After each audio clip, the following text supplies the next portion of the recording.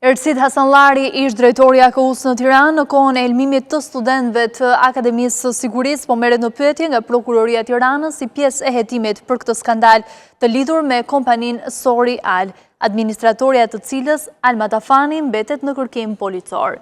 Pasi shkreut autoritetit kombëtar të ushqimit në kryeqytet, që u largua nga detyra pas ngjarjes, para prokurorëve pritet të ulet edhe drejtoria e njësisë vendore të kujdesit shëndetësor.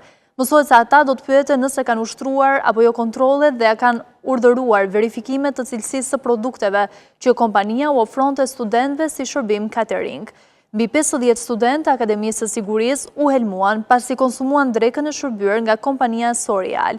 Analizat treguan se disa produkte rezultuan të kontaminuara me bakteret Escherichia coli dhe Staphylococcus. Administratorja e kompanisë Sorial, Alma Tafani, u shpall në kërkim policor pas skandalit, ndërsa mbetet në arati. 2 punonjës të kompanisë u arrestuan dhe ndërkohë kompania është gjobitur për shkelje.